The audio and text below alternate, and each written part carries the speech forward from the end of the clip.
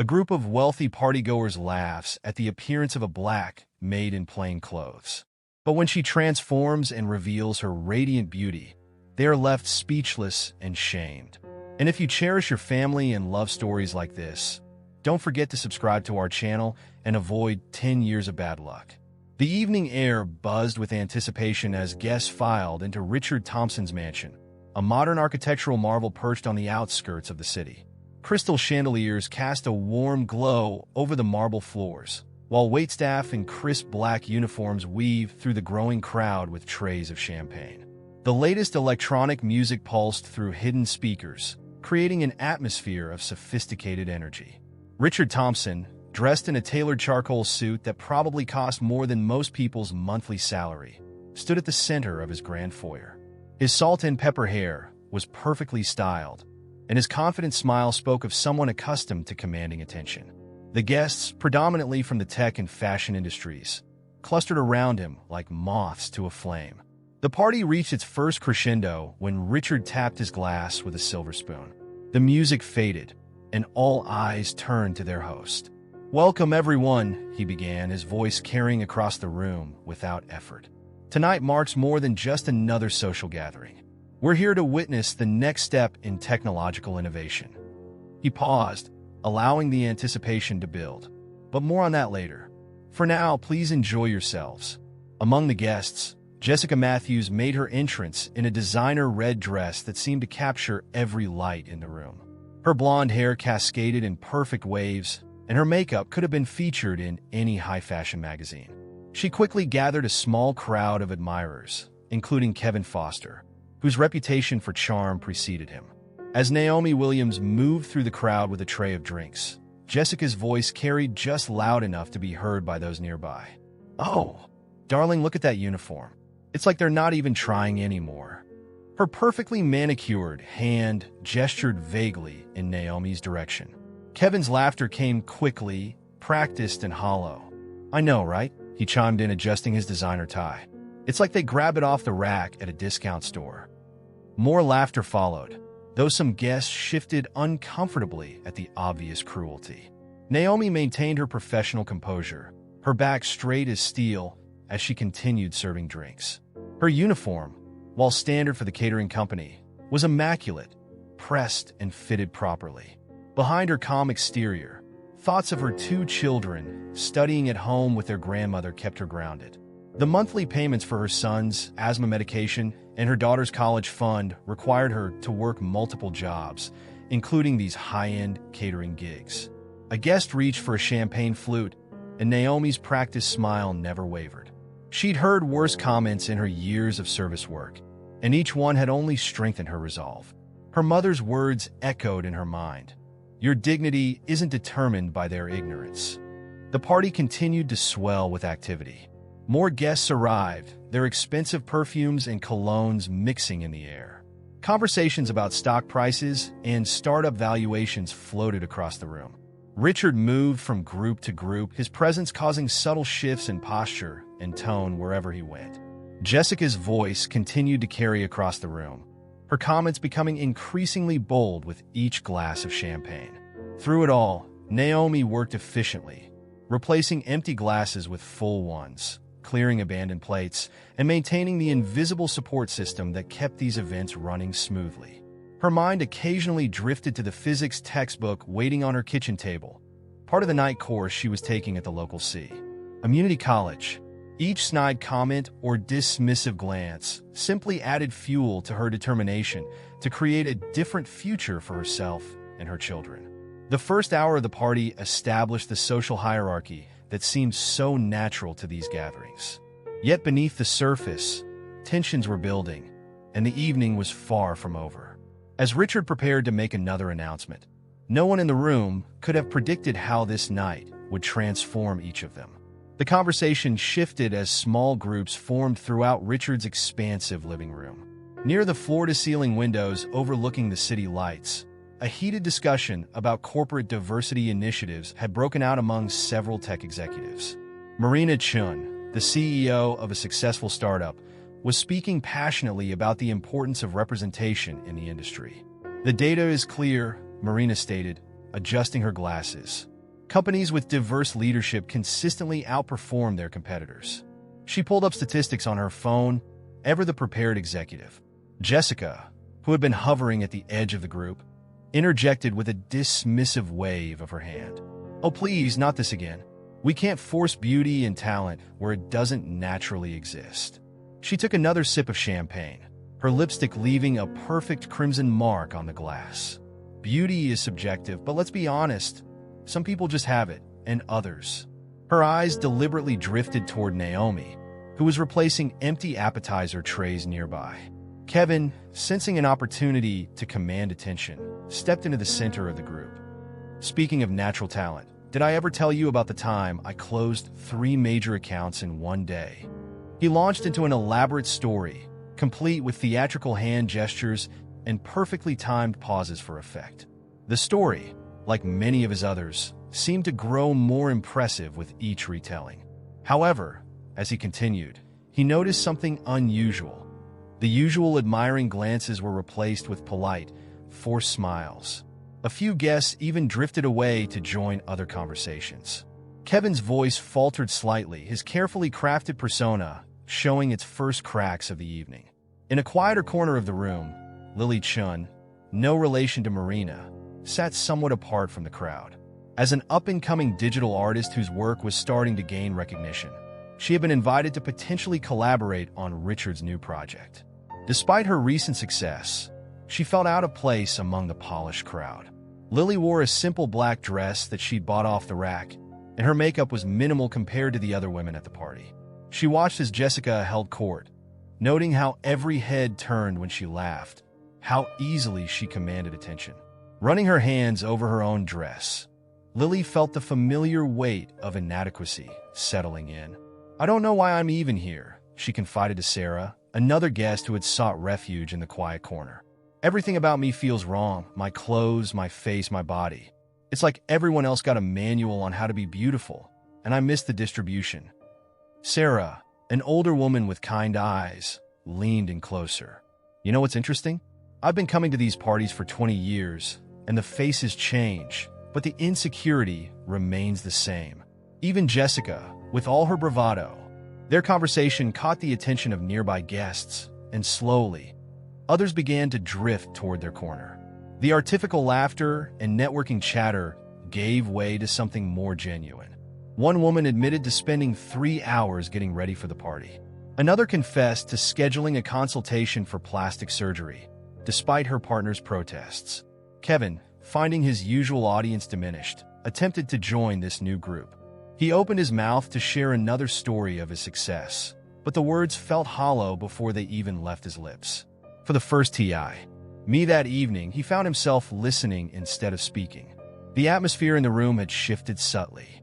The carefully maintained facades began to show hairline cracks. Even Jessica, still holding court near the windows, seemed to sense the change. Her voice grew louder, her gestures more pronounced, as if trying to maintain her grip on the evening's social hierarchy. Through it all, Naomi continued her work, moving efficiently through the room. But now she moved with a different energy, her ears catching fragments of genuine conversation amid the usual party chatter. She noticed Lily's uncertain posture, Jessica's increasingly forced laughter, and Kevin's uncharacteristic silence. The party was reaching a turning point, though none of the guests could have articulated exactly what was changing. The usual script of a high society gathering was being quietly rewritten, and the next act was about to begin. The shift in conversation created an opening that Naomi had never experienced in her years of service work. As she passed near Lily's group, where vulnerability had replaced pretense, she paused. For a moment, she stood perfectly still, her empty tray held close to her chest like a shield. Then, breaking every unwritten rule of her profession, she spoke. "I was 4 when I first realized I was different." Naomi's voice, though quiet, carried a strength that drew immediate attention. "My daughter is now that age, and last week, she asked me why her skin doesn't look like the princesses in her books." She placed her tray on a nearby table, her movements deliberate and dignified. The surrounding conversations died away, creating an expanding circle of silence. Even the background music seemed to fade as Naomi continued. I've spent 20 years in rooms like this, watching people like you discuss people like me. I've served drinks to CEOs who wouldn't hire me for their front desk, and I've cleaned up after fashion executives who would never put someone with my skin tone in their campaigns. Her words weren't bitter or accusatory. They carried the weight of lived experience. But here's what you don't see when you're making jokes about my uniform or dismissing my presence. I'm pursuing a degree in physics. I speak 3 languages. I'm raising 2 children who will never question their worth the way I was taught to question mine. The silence in the room deepened. Several guests shifted uncomfortably, perhaps remembering their own casual comments throughout the evening. A few looked down at their expensive shoes, while others stared at Naomi with new eyes, seeing for the first time the intelligence and dignity that had always been there. Jessica, who had been watching this scene unfold with growing discomfort, attempted to regain control of the room. "Well, isn't this touching?" she began, her voice dripping with sarcasm.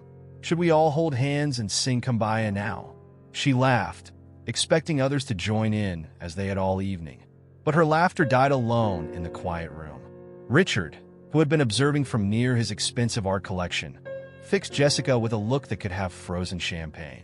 The subtle shake of his head was enough to silence her next comment before it left her lips.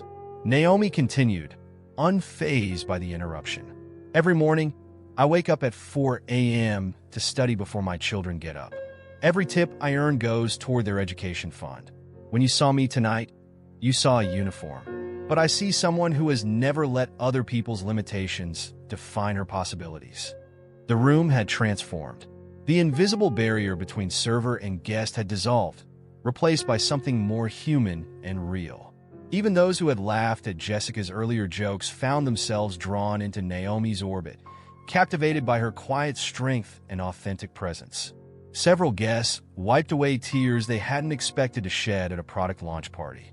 Lily, in particular, seemed transfixed, her earlier insecurity forgotten as she absorbed every word. Kevin stood at the edge of the group, his usual swagger replaced by thoughtful reflection. "My grandmother," Naomi went on, her voice warm with memory, "used to tell me that true beauty isn't about what you look like in the light. It's about what you do in the darkness, when no one's watching and the only person you have to answer to is yourself." The weight of her words settled over the room like a heavy blanket. The expensive decorations, the designer clothes, the carefully curated appearances, all seemed suddenly superficial in the face of such raw authenticity. Jessica, still standing near the windows, gripped her champagne glass tighter, her knuckles white with tension. Richard, meanwhile, had moved closer to the center of the room. His expression was unreadable, but there was something in his posture that suggested this unexpected turn of events wasn't entirely surprising to him. He watched Naomi with an intensity that spoke of careful calculation rather than shock. The party had reached a crucial moment, balanced on the edge between the familiar world of social pretense and something more genuine and uncomfortable. But none of the guests could have predicted what would happen next, as Naomi's transformation was far from complete. The moment that followed would later be described by guests as something out of a modern fairy tale, though that comparison hardly did justice to its impact. Naomi, with a quiet "excuse me," stepped away from the group and disappeared down one of the mansion's elaborate hallways. The room buzzed with whispered conversations in her absence, the previous social hierarchy completely disrupted. When she returned, the collective gasp was audible. Naomi had changed from her catering uniform into a stunning evening gown, a deep purple creation that seemed to capture and reflect light in impossible ways. The dress, with its elegant cut and flowing lines, wasn't just beautiful, it was transformative. But what truly captured everyone's attention wasn't the dress itself, but how Naomi wore it. She moved with the same quiet confidence she'd shown in her uniform. But now there was something more, a regal quality that made the expensive designer wear of other guests seem somehow less significant. Her natural hair, previously pulled back severely for work, now framed her face in a crown of elegant coils. She wore no jewelry except for a simple pair of pearl earrings that had belonged to her grandmother. The silence that fell over the room was different from any that had come before. It wasn't the awkward quiet of social discomfort or the tense silence of confrontation. Instead, it was the hushed awe that comes with witnessing something genuine and unexpected in a world of careful curation. Jessica, who had spent the evening as the self-appointed queen of the party, suddenly found herself standing in Naomi's shadow. Her own designer dress, which had drawn so many compliments earlier, now seemed garish and overdone. She reached for her phone, a nervous habit, but her hands were shaking too much to grip it properly. I need a drink, she stammered, but no one moved to help her. The serving staff, who had been watching the scene unfold, stood their ground with small, knowing smiles. They had always known who Naomi was. Now everyone else was seeing it too. Kevin's transformation was equally striking. The man who had spent the evening holding court with practice stories and calculated charm now stood quietly against a wall, his usual repertoire of witty comments completely abandoned. He watched Naomi with an expression that mixed admiration with something like shame, perhaps remembering every dismissive joke he'd made earlier. "I don't understand," he muttered to no one in particular. We were just... But he couldn't finish the thought. His carefully constructed world of social hierarchies and superficial charm was crumbling, and he had no script for this situation. What made the moment even more powerful was that Naomi hadn't changed who she was. The same intelligence shone in her eyes, the same quiet dignity marked her movements. The only difference was that now, no one could pretend not to see it. She hadn't transformed into someone else. She had simply revealed who she had always been.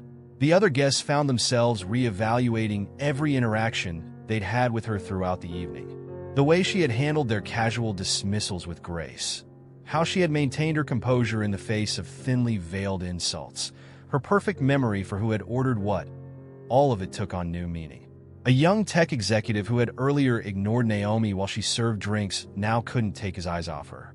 But when she caught his gaze, he quickly looked away, embarrassed by his previous behavior. Others had similar reactions, caught between attraction to her undeniable presence and shame at their earlier treatment of her.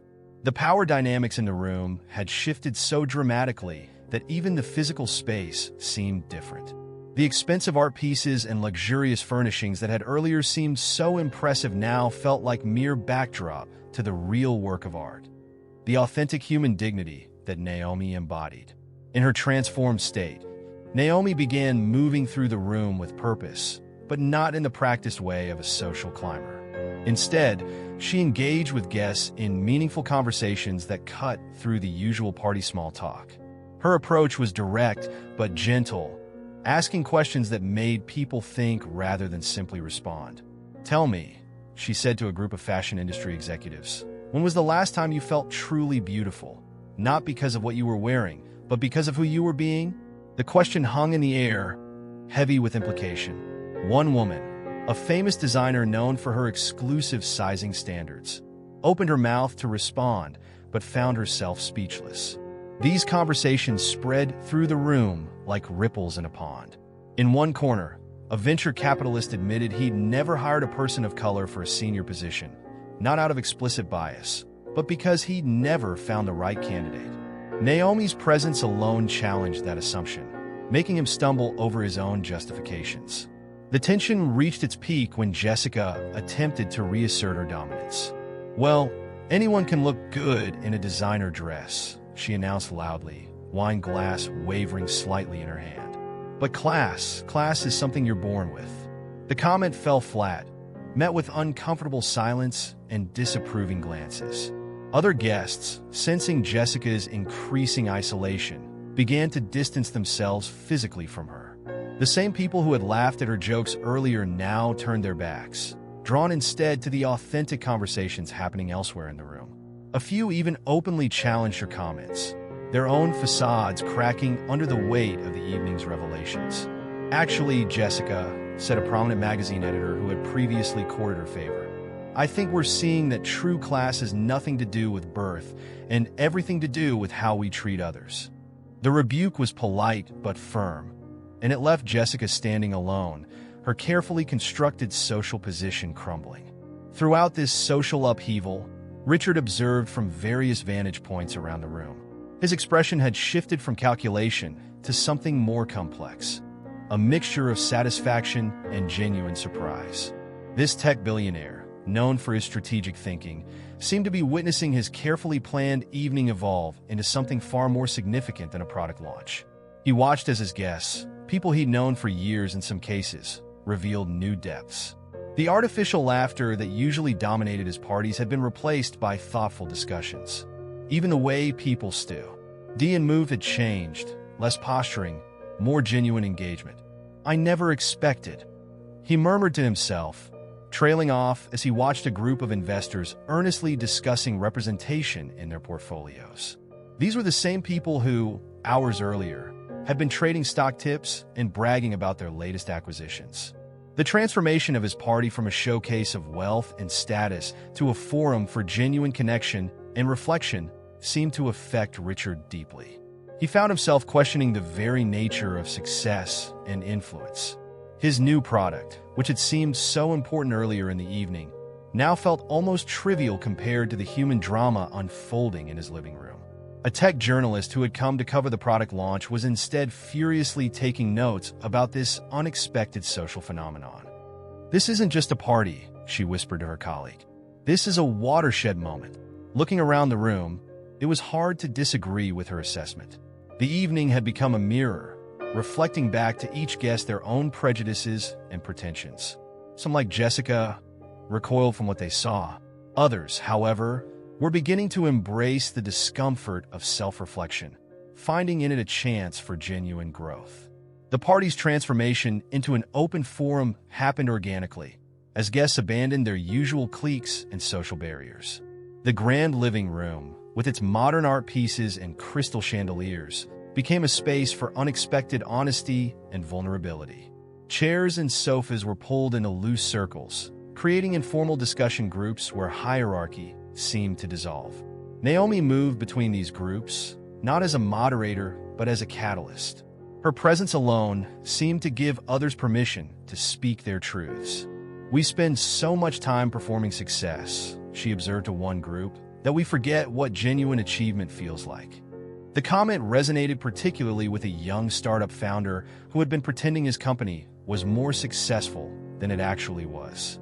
In one of these circles, a heated debate about beauty standards in advertising turned into a deeper discussion about personal worth.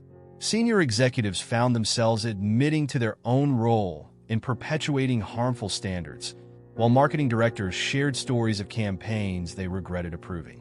Lily, who had earlier been nearly invisible at the party's edges, now sat at the center of one of the largest groups. Her voice, initially hesitant, grew stronger as she shared her journey as an artist. "I used to paint what I thought people wanted to see," she explained, her hands moving expressively. "But my most successful pieces came when I started painting what I needed to say." Her words struck a chord with many guests, particularly those who had built careers on following trends rather than leading with authenticity. A famous fashion photographer admitted to rejecting models who didn't fit conventional standards, despite seeing unique beauty in their features. "I chose safety over innovation," he confessed, "and I've been part of the problem." The most surprising transformation came from Kevin, whose carefully constructed charm had been his shield throughout his career. In a moment of unprecedented vulnerability, he stood up in front of a small group, his usual swagger completely absent. "I've spent my entire life being whatever version of myself would make people like me," he began, his voice uncharacteristically quiet. "The jokes, the stories, the endless networking, it was all just armor." He paused, struggling with words that weren't practiced or polished. "I can't remember the last time I said something real, something that wasn't calculated for effect." The silence that followed his confession was supportive rather than awkward. Several others nodded in recognition of their own similar struggles. A venture capitalist who had earlier bragged about his latest investments spoke about his fear of being exposed as a fraud. A social media influencer admitted to feeling trapped by her own carefully curated image. "It's exhausting," Kevin continued, running a hand through his perfectly styled hair, messing it up for the first time that evening. "Always being on, always performing." I've told that story about closing 3 deals in one day so many times, I'm not even sure if it really happened anymore. His confession sparked a wave of similar admissions. People began sharing stories of their own insecurities, their own carefully maintained facades. A celebrity stylist spoke about her eating disorder, while a tech CEO admitted to crying in his car before major presentations. Throughout these revelations, Naomi remained a steady presence, offering neither judgment nor absolution. Instead, she created space for people to examine their own behaviors and beliefs. Her questions were simple but profound. What would you do differently if you weren't afraid of judgment? How do you want to be remembered? What truth are you hiding from yourself? The evening had become something unprecedented in this world of high society and tech elites, a moment of collective authenticity. The usual barriers of status, wealth, and appearance had begun to crumble, replaced by genuine human connection. As the evening progressed, Jessica's isolation became increasingly apparent. The crowd that had once gravitated toward her designer outfits and sharp wit now gave her a wide berth. She stood near the bar, repeatedly checking her phone, though everyone could see she had no messages to read. Her perfectly curated social media presence offered no comfort in this moment of real human interaction. "Would anyone like to hear about my recent charity gala?" she attempted, her voice carrying a note of desperation that hadn't been there before. But her words fell into empty air as guests continued their deeper conversations. The social currency she had traded in all her life had suddenly become worthless. Jessica's makeup, flawless at the start of the evening, now showed signs of wear. Her hand trembled slightly as she lifted her glass, causing the expensive champagne to slosh against the crystal. A few drops fell on her designer dress, but for once, she didn't seem to notice. Naomi observed Jessica's increasing distress with compassion rather than satisfaction. Despite the cruel comments Jessica had made earlier, Naomi recognized the pain behind the performance. With characteristic grace, she began moving toward Jessica, intent on including even her most vocal critic in the evening's transformation. "Sometimes," Naomi said softly, approaching Jessica, "the hardest person to be kind to is ourselves." She offered Jessica a napkin for the spilled champagne, a simple gesture of consideration that seemed to crack something in Jessica's carefully maintained facade. But Jessica wasn't ready for kindness. "Save your pity," she snapped, though her voice lacked its earlier confidence. "I don't need life lessons from someone who was serving drinks an hour ago." The words came out harsh but hollow, like the last defense of someone losing a battle they didn't understand. Kevin, who had found new confidence in vulnerability, stepped forward. The man who had laughed at Jessica's cruel jokes earlier now looked at her with clear eyes. "Jessica," he said, his voice gentle but firm, "what are you really afraid of?" The question hung in the air between them. Jessica opened her mouth to deliver another cutting remark, but nothing came out. Her eyes darted around the room, seeking allies she no longer had. The silence stretched uncomfortably. "I don't," she started, then stopped. For perhaps the first time in her adult life, Jessica found herself without a script. The carefully constructed responses, the practiced laughs, the strategic social maneuvers, none of them fit this moment. Kevin pressed on, but not unkindly. "We've all been playing part. As for so long, haven't we? Making jokes about others so no one looks too closely at us. I did it too. But look around, Jessica. Look at what's happening here. We have a chance to be real." Other guests watched this exchange with held breath. Some recognized their former selves in Jessica's resistance, remembering their own moments of choosing between authenticity and appearance. A few even moved closer, not to witness her discomfort, but to offer silent support for what everyone could see was coming. A crucial moment of choice. Jessica's perfectly manicured hands gripped her champagne glass like a lifeline. Her chosen isolation had become a physical thing, a bubble of empty space around her in the crowded room. But in that space, something was changing. The armor she'd worn all evening, the designer dress, the perfect makeup, the practiced superiority, began to feel less like protection and more like a prison. The party continued around them, but this corner of the room had become its own universe of transformation. The question remained, would Jessica choose to join the evening's journey toward authenticity, or would she cling to the familiar comfort of her facades? The atmosphere in the room had shifted so dramatically that it barely resembled the same party from hours before. Where there had once been artificial laughter and strategic networking, there now existed an almost tangible sense of authenticity. The expensive art pieces on the walls seemed to witness a different kind of masterpiece unfolding, the art of genuine human connection.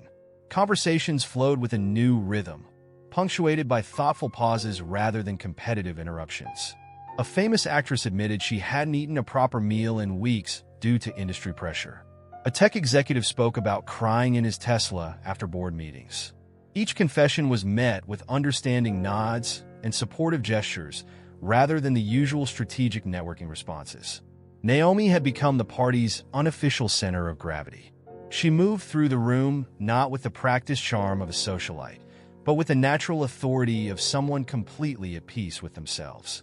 Beauty isn't about fitting into someone else's frame, she explained to a group of fashion industry executives. It's about recognizing the art in your own story.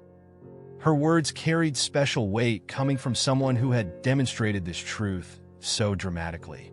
Guests found themselves drawn to her authenticity like moths to a flame, but instead of being burned, they found themselves illuminated. The transformation spread through the room like a gentle wave. A venture capitalist removed his expensive suit jacket, admitting it was uncomfortable, but he wore it because that's what successful people do. A social media influencer wiped off her heavy makeup with a napkin, revealing freckles she usually concealed. Lily, who had found her voice through the evening's events, began leading a discussion about art and authenticity. Her earlier insecurities had transformed into quiet confidence as she spoke about her latest project, a series of paintings celebrating unconventional beauty. The same people who had overlooked her earlier now hung on her every word. Jessica, still struggling with her isolation, stood watching this scene unfold. Her perfect posture had begun to crack, her shoulders slumping slightly under the weight of maintaining appearances. When she moved to leave the party, her heel caught in the expensive carpet, causing her to stumble slightly. It was Lily who noticed first. Instead of the smirks such a moment would have earned earlier in the evening, she quickly moved to Jessica's side. "Stay," she said softly, touching Jessica's arm. "Please. We all have something to learn from each other tonight." The touch seemed to freeze Jessica in place. Her eyes, usually sharp with judgment, now showed something different. Fear, certainly, but also a glimmer of longing. The longing of someone who has spent so long performing that they've forgotten how to simply be. "I don't know how," Jessica whispered so quietly that only Lily could hear. It was perhaps the most honest thing she'd said all evening. The admission hung in the air between them, fragile but real. Lily guided Jessica to a quiet corner of the room, where the pressure to perform felt less intense. Other guests, sensing the importance of the moment, created a respectful buffer around them. Even the servers, who had borne the brunt of Jessica's earlier behavior, watched with compassion rather than resentment. The party had become a space of transformation, where the masks people wore began to feel heavier than the truth they concealed. The usual social hierarchies had dissolved, replaced by something more fundamental: the shared human experience of vulnerability and the courage to be seen. In that quiet corner, away from the party's center, Jessica finally broke. Tears cut channels through her perfect makeup as years of carefully maintained composure crumbled. "I was 11, she began, her voice barely above a whisper, "when my mother first put me on a diet. Pretty girls get ahead, she'd say. Pretty girls don't get hurt." The words seemed to pour out of her now, years of buried pain finding their voice. "Every morning, I spend 2 hours becoming presentable. I have a spreadsheet tracking my weight down to the 10th of a pound. I haven't eaten carbs in 3 years." Her hands trembled as she spoke, no longer trying to hide their shaking. The small group around her had grown organically, drawn not by schadenfreude, but by recognition. A fashion magazine editor nodded in understanding, while a supermodel wiped away her own tears. They weren't just witnessing Jessica's breakdown. They were seeing their own struggles reflected in her words. The jokes about Naomi, Jessica continued, her voice catching. They weren't really about her. They were about me. Every time I pointed out someone else's flaws, I was really trying to distract from my own. I'm so tired, she admitted, the words seeming to deflate her. I'm so tired of being perfect. The group had formed a protective circle around her, offering tissues, gentle touches, and most importantly, understanding. These people who had spent the evening sharing their own vulnerabilities now held space for Jessica's pain with remarkable grace. It's like living in a house of mirrors, offered a young investor who had earlier admitted to his own struggles with anxiety. Every reflection shows you what's wrong, never what's right. Others murmured in agreement, each recognizing their own distorted reflections in Jessica's words. Naomi, who had been watching from a respectful distance, approached the group. Her presence, rather than causing Jessica to retreat, seemed to create a sense of safety. Pain, Naomi said softly, is the one language we all speak fluently, even when we pretend not to know the words. For the first time that evening, Jessica met Naomi's eyes directly, without hostility or pretense. How? She asked, a question that contained volumes. How do you stand so tall when the world tries so hard to make you small? Naomi settled beside Jessica, smoothing her purple gown with the same care she had shown in her catering uniform. By understanding that my worth isn't in their measuring cups, she replied. And by knowing that my scars are proof I'm stronger than whatever tried to break me. The vulnerability in the room was palpable. Other guests began sharing their own stories of pressure, pain, and the exhausting work of maintaining appearances. A tech CEO spoke about his eating disorder hidden behind jokes about biohacking. A young actress admitted to taking anxiety medication before every social event. Through it all, Jessica remained in her corner, but she was no longer alone. The very people she had tried so hard to impress or intimidate now surrounded her with genuine support. Her mascara was smeared, her hair slightly disheveled, and somehow she looked more human, more real than she had all evening. I don't know who I am without all this. She gestured to her designer dress, her perfect manicure, her carefully curated image. I'm not sure I ever knew. Then perhaps, Naomi suggested gently, tonight is your chance to find out. The moment was raw, real, and redemptive. In Jessica's breakdown, others found permission to acknowledge their own carefully hidden cracks. The party had become a sort of collective healing space, where the masks of perfection could finally fall away to reveal the beautiful imperfections beneath. Just as the evening seemed to be reaching its emotional crescendo, Richard stepped forward, commanding attention not through his usual authoritative presence, but with a quiet certainty that drew all eyes to him. The room fell silent, the kind of silence that comes when people sense they're about to witness something significant. Ladies and gentlemen, Richard began, his voice carrying a warmth rarely heard in his business presentations. You've all been part of something extraordinary tonight, though not in the way I originally planned. He moved to stand near Naomi, who remained poised and dignified. You came here expecting a product launch, but what you've witnessed is the launch of something far more valuable. A ripple of murmurs spread through the crowd as Richard continued. Tonight was never about another tech gadget or app. It was about challenging our industry's narrow definition of beauty, success, and worth. He gestured to Naomi. Ms. Williams isn't just an employee who served drinks tonight. She's the new face of our global reality revolution campaign. The revelation landed like a thunderbolt in the room. Jessica, still in her corner with smeared makeup and tear-stained cheeks, felt her chest tighten. This had been her dream, to be the face of a major campaign. But instead of feeling the expected jealousy, she felt something unexpected, relief. Our new initiative, Richard continued, isn't about selling products. It's about transforming how we see ourselves and each other. Naomi was chosen not for her ability to conform to traditional standards, but for her courage to challenge them. Every moment tonight, from her serving drinks to her transformation, was carefully orchestrated to make us question our own biases. The guests stood in stunned silence as photographs appeared on the mansion's digital wall displays, candid shots from throughout the evening. There was Jessica making her cruel jokes, Kevin laughing sycophantically, and the gradual transformation of the party from superficial gathering to authentic human connection. The entire evening had been a piece of living art, designed to expose and challenge social prejudices. But something unexpected happened, Richard admitted, glancing around the room with genuine wonder. What we planned as a demonstration became real. The conversations, the breakthroughs, the honesty, those weren't scripted. You all brought something genuine to this experiment.